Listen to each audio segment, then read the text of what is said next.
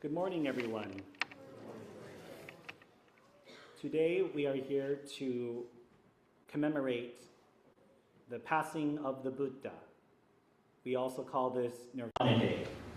This is the time when Shakyamuni Buddha lived a full life of teaching the Dharma to all of his disciples.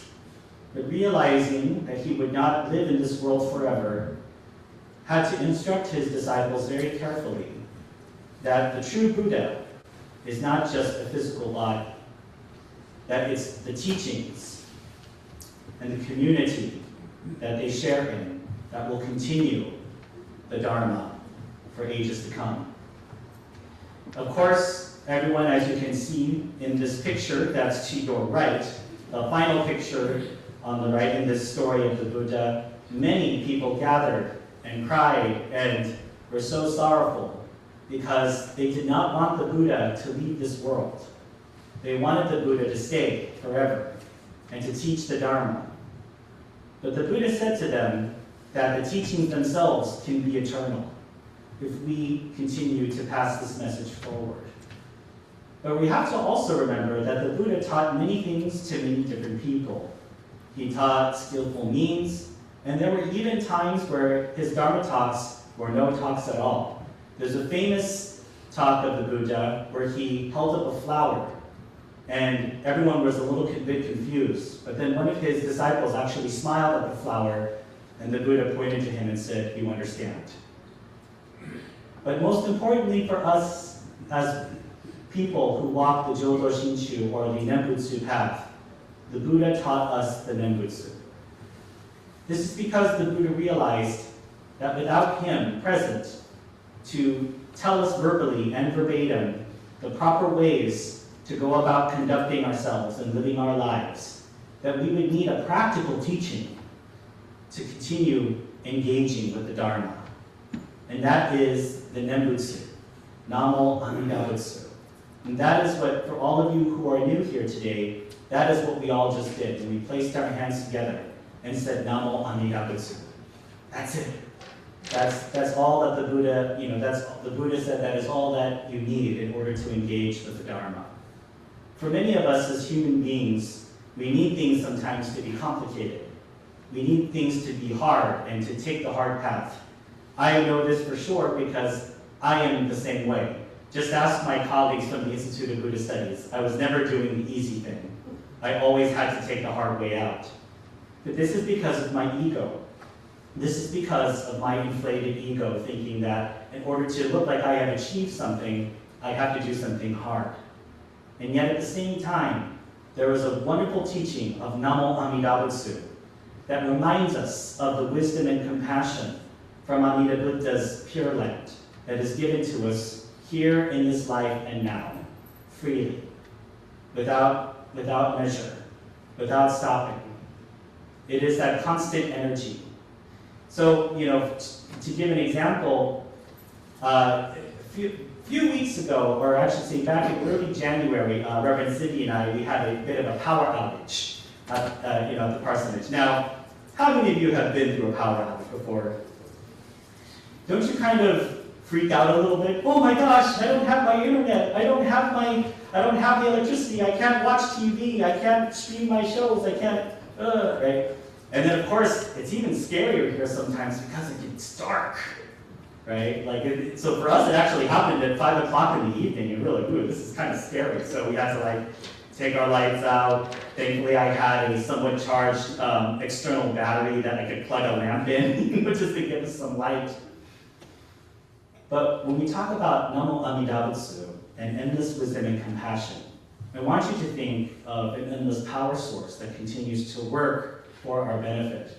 When we think about electricity, we easily take that for granted. We come into a room, flip on a switch, and we expect the lights to turn on, right? And then when that doesn't happen, we immediately start to get much anxiety. But luckily for us, the Buddha taught us an everlasting teaching of Namo Amida Butsu, because this is all that we need in order to engage with the Dharma. And again, Namo Amida Butsu is not this magic pill or magic spell that makes our circumstances better, right? We don't say Namo Amida Butsu to get over a cold.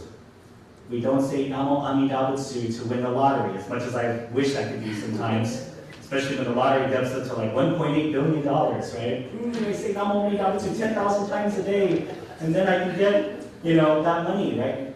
Incorrect thinking.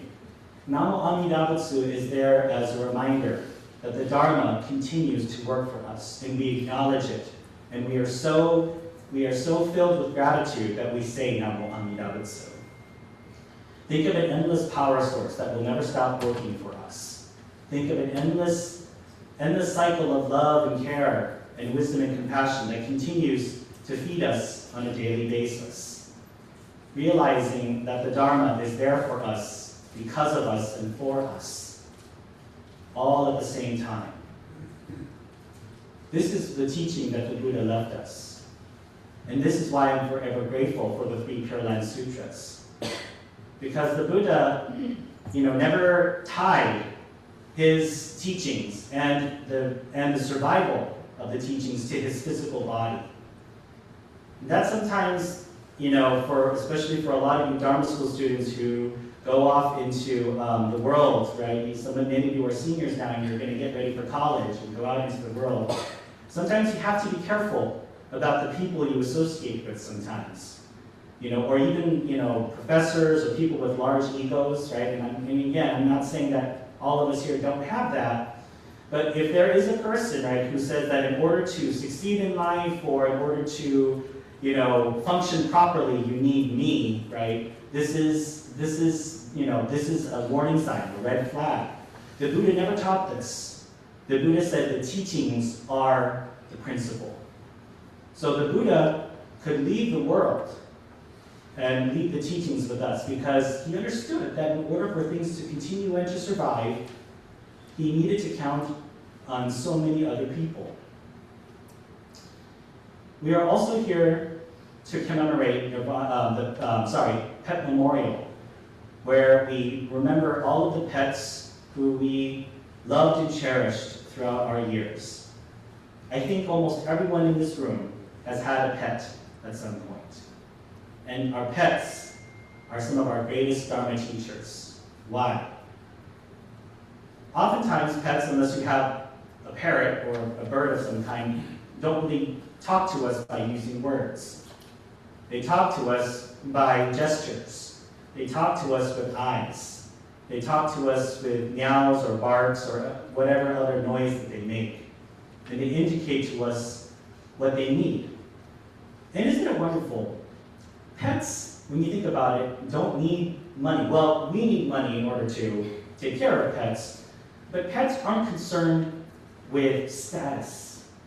Right? Pets aren't concerned with material possessions. They don't need a Ferrari in order to feel accomplished in life. You know what pets need? They need love from us. They need affection. They need food. That's all that's required for pets. They need care. They need medical attention. Right? We take our pets to the vet, hopefully once a year, or if we can afford it, right? But we offer our pets some type of care, realizing too that pets require sacrifice on our end. Pets require time and attention. For us young people, sometimes the thought of owning a pet is fun and cute because we want to own cute things. We want to possess cute things. But pets don't remain that way forever. Right? A cute puppy that you adopted will one day grow into an older dog who needs more care. Same with the kitten that you've adopted. Right? Eventually, the kitten will grow to be a cat, and the cat will grow to be an old cat. This is why our pets are some of the greatest Dharma teachers we can ever ask for, because they teach us the Buddhist truth of impermanence, the Buddhist truth that nothing in this life lasts forever, even things that we know and love and cherish.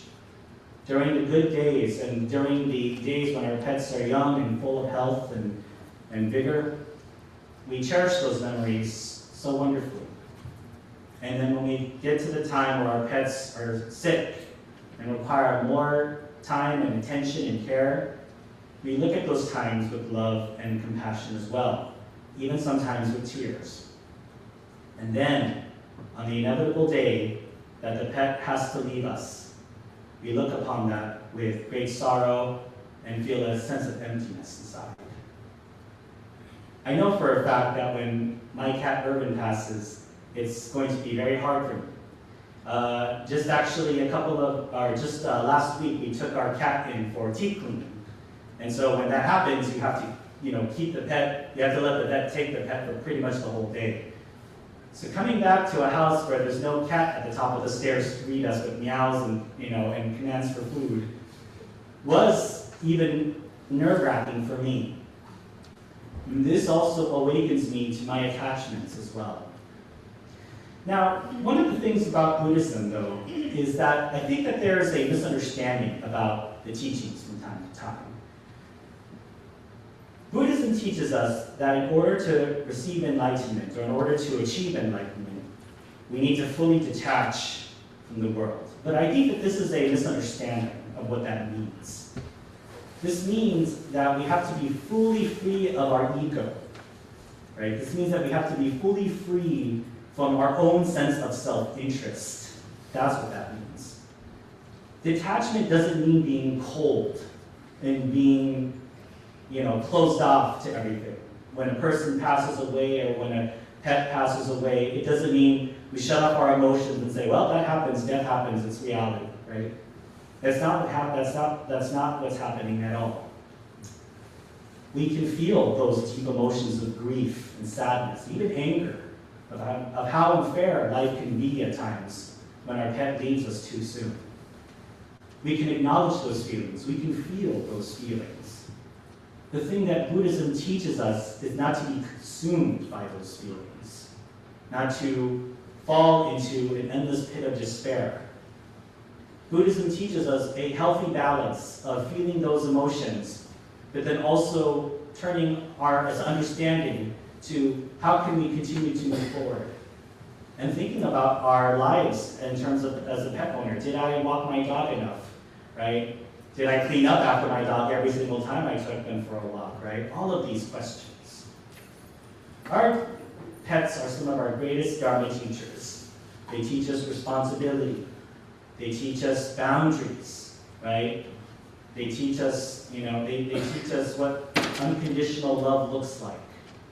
They teach us that, that we don't need riches and status in life and, endless ambition in order to live a fulfilled life. All they teach us is that if we have love, compassion, and respect, we can live a very good life. And finally, the final lesson, they teach us impermanence, because humans live longer than animals usually do. And because of that, we grow attached to them and feel a great sense of loss when they leave us. And we can never really replace the pets we've lost with other pets. Sure, we can. We can get a new cat or a new dog, but they're not the same. Every single one of our pets has a different personality and different needs, different desires, different behaviors. All of it is very different. And this is, I think, a wonderful lesson for us as Dharma school students and as parents and adults, that everybody is unique in their own way and has different needs.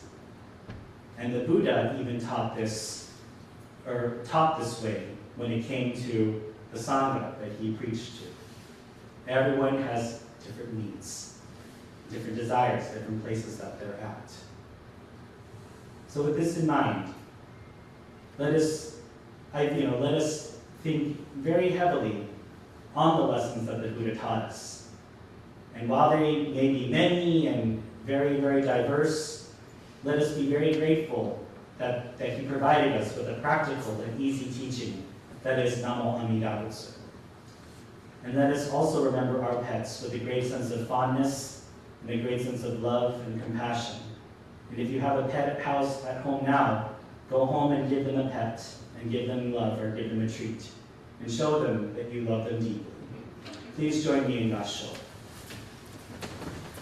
Namo Amida Butsu. Namo Amida Butsu. Namo Amida Butsu. Namo Amida Butsu.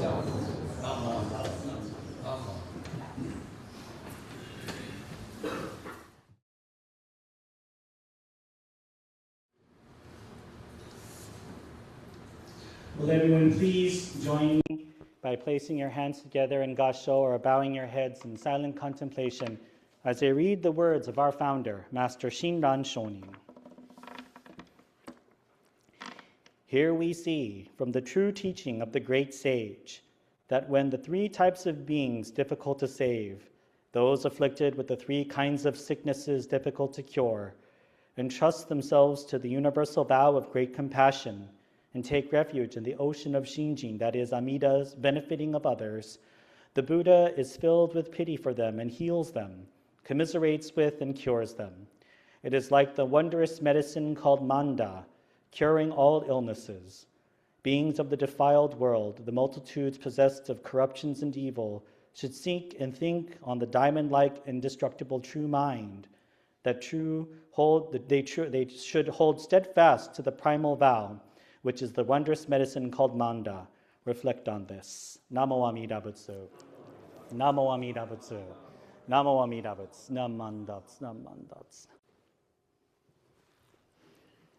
Good morning, everyone. It is with a heavy heart and great sadness that I commemorate and memorialize these two individuals who were senselessly killed by immigration enforcement officers in these past few weeks here. It is very sad to see that it is only the beginning of 2026, and already our nation is in turmoil and in great conflict once more. We cannot even go 1 month without stepping into a great sense of divisiveness and have a large sense of sadness due to the senseless killing of 2 people. And of course, owing to the fact that there were many people who were harmed and who are kept in inhumane conditions in facilities right now as we speak. It truly draws my mind back to the time, and by the way, February is the day, February is the day of remembrance when Japanese immigrants were forcibly removed from their homes without any due process and forced into war relocation camps, or prison camps as I should call them, and not given any form of trial or anything. I can only wonder if this type of feeling is what my Nisei grandparents and Issei great-grandparents felt during this time of great turmoil.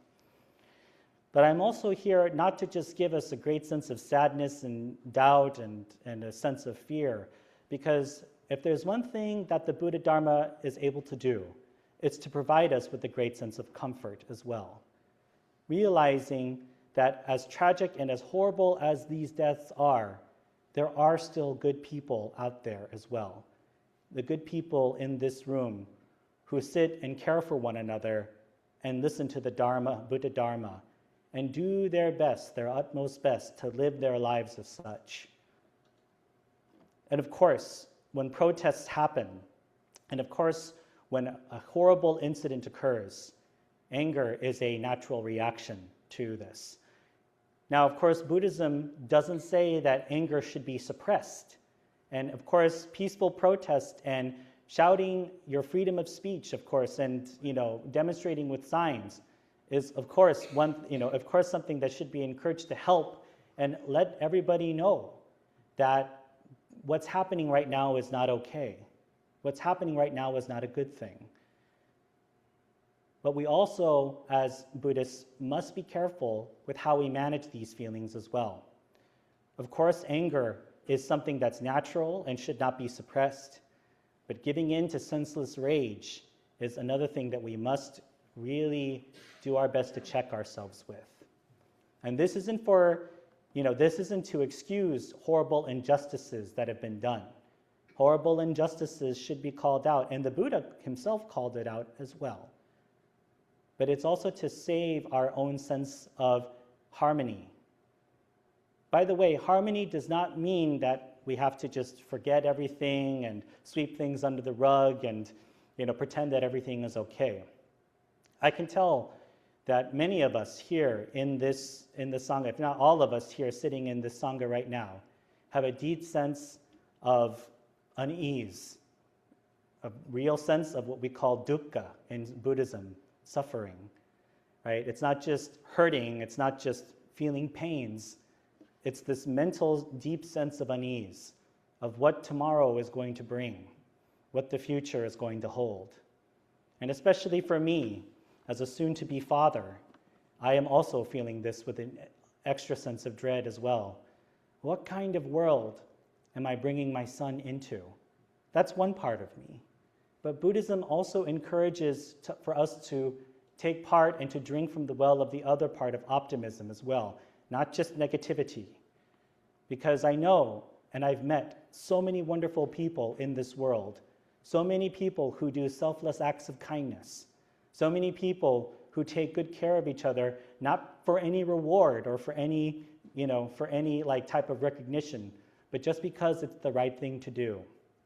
In dark times like these, it's very easy to get sucked into the negativity and to totally consume ourselves with darkness.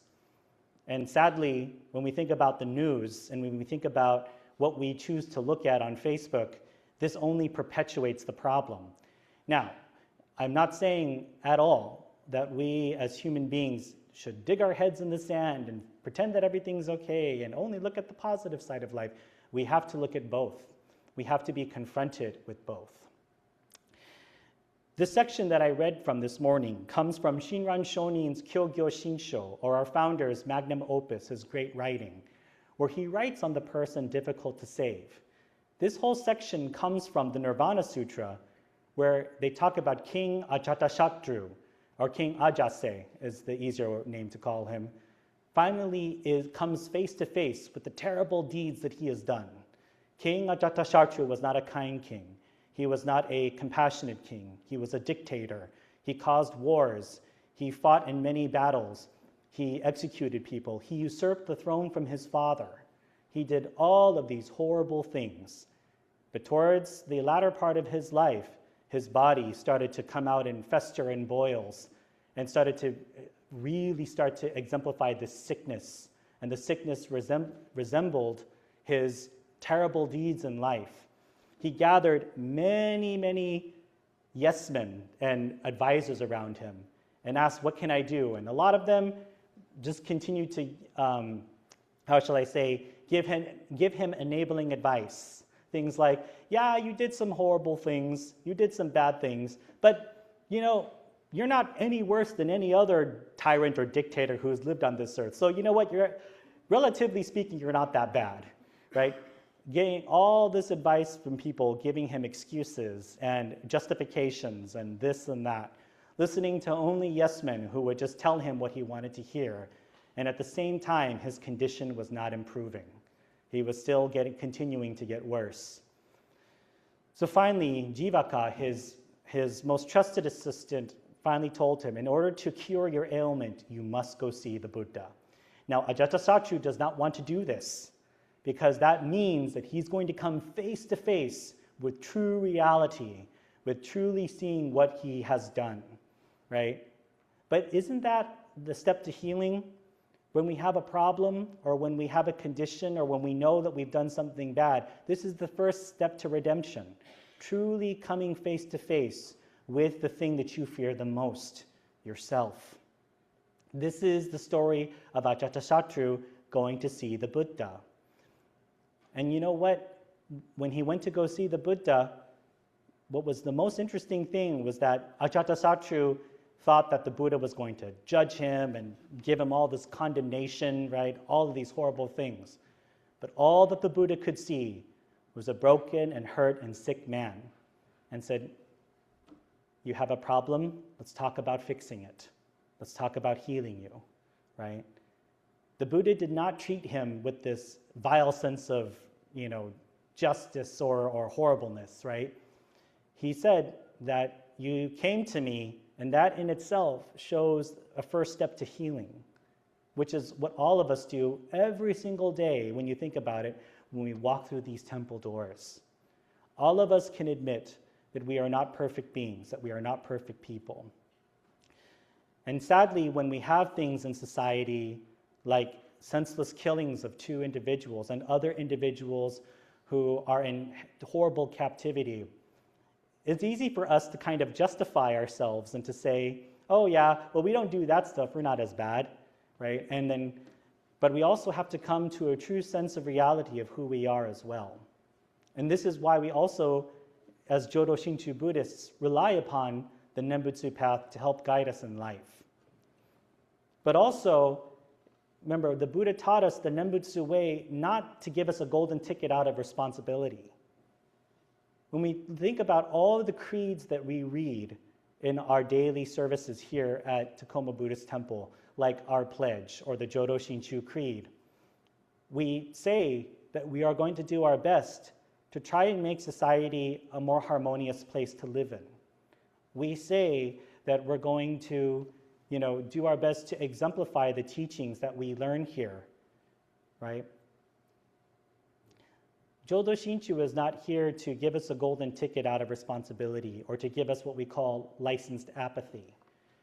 It is very true that we as human beings are not perfect, we are not enlightened, and we make many mistakes. And as good as we think that we are, we will come short from time to time. And this is where Namo Amida Butsu comes into play. This reminds us to take refuge in other power, which is Amida Buddha's wisdom and compassion. This is where we can truly come and realize and make ourselves realize that we need help every now and then. And then once we can accept that about ourselves, and once we can go out the temple doors, how will we treat other people? How will we engage with the world? I am definitely saddened that right now we seem to be a country where 2 sides are heavily divided, and the more important thing seems to be proving that whichever side is right. I'm right, I'm justified.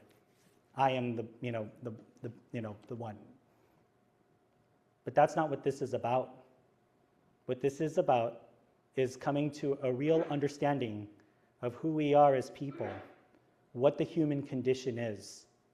And if we can do that, we can step out the temple doors with a renewed sense of appreciation, not just for the Dharma, but for all of us as human beings. The other day, I listened to Reverend John Iwahara of the Gardena Buddhist Church address the Gardena City Council. He was asked to give the opening benediction. And he said that, and he talked about the Japanese term for human or for person. The Japanese term for human, right, is ningen. The first Chinese character is very simple, just 2 lines. It just means person. And the second character means amongst. It recognizes that there isn't just one person, that there isn't just one of us, that we don't exist in a vacuum. We as human beings have to live amongst one another. We as human beings need to coexist with each other. And this is not about political party. This is not about whether you're a Democrat or Republican, independent, whatever. These labels can sort of help give us an idea of what we believe in, perhaps, but it doesn't define us as human beings. When we see terrible tragedies like this happen, yes, protests and expressions of anger in terms of signs and in terms of words are needed. But what's also needed is a deep sense of compassion and understanding. Now again, this doesn't mean that, perpetrators of violence should be given a free pass or that we should, justify what they do. This means that we approach the situation knowing that even the people committing these horrible acts of violence are also people too. And this, again, doesn't mean we give them big hugs or give them flowers or anything like that. But what it does mean is realizing the nature of humanity. We as people are capable of doing horrible things, unforgivable things sometimes, perhaps. But we are also capable of doing wonderful things as well, showing great acts of kindness. The Buddha Dharma is there to not only comfort us, but to guide us. How do we live our lives? The Buddha Dharma is there for us to look at as a shining example, realizing perhaps we may not be as perfect as that, but that we do our utmost to live a life of gratitude, humility, and openness and compassion. For those afflicted of great hindrances like greed, anger, and ignorance, which is all of us,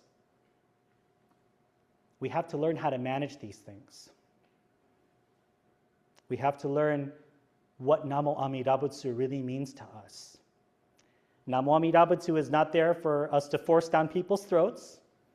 Namo Amida Butsu is not a magic pill or not a magic spell that will make all of the problems of society go away. Namo Amida Butsu is there specifically for us in times of great hardship. Not to make us feel better and then we can go about our day, but realizing and understanding that great wisdom and compassion is working for us here and now, and asking ourselves, what are we going to do with that? How do we share that? In times like this, it's very easy to feed into the divide. But I also sincerely believe as well, and what Shakyamuni Buddha teaches us is that no person is beyond redemption. The final story, part of this story of King Ajatashatru, is that as horrible and as detestable as the actions that he took in life were, even with him, there was a path forward for redemption, and there was a path forward for forgiveness, and there was a path forward for healing. Namo Amida Butsu teaches us that no person is beyond Amida Buddha's wisdom and compassion. But there's also a personal responsibility aspect to us as well. How do we accept this gift? How do we accept this world that we live in? Do we just stand by and do nothing? Or do we give into our anger and submit to violence? No. There is a wonderful, balanced way of living in this world, of approaching injustice and approaching a deep sense of harmony and Dharma. So I leave you with this message about the Nirvana Sutra. And as we grieve for the loss and the senseless killing of Renee Good and Alex Preddy, let us remember that wisdom and compassion continues to work for us even now in the darkest of times. And I sincerely hope that this message, or that the message or the knowledge that wisdom and compassion is working here and now, can bring us a deep sense of comfort. Please join me in Gassho. Here we see from the true teaching of the great sage that when the three types of beings difficult to save, those afflicted with the three kinds of sickness difficult to cure, entrust themselves to the universal vow of great compassion, and take refuge in the ocean of Shinjin, that is, Amida's benefiting of others, the Buddha is filled with pity for them and heals them, commiserates with and cures them. It is like the wondrous medicine called Manda, curing all illness. Beings of the defiled world, the multitudes possessed of corruptions and evil, should seek and think on the diamond-like, indestructible true mind. They should hold steadfast to the primal vow, which is the wondrous medicine called Manda. Reflect on this. Namo Amida Butsu. Namo Amida Butsu. Namo Amida Butsu. Nam Manda.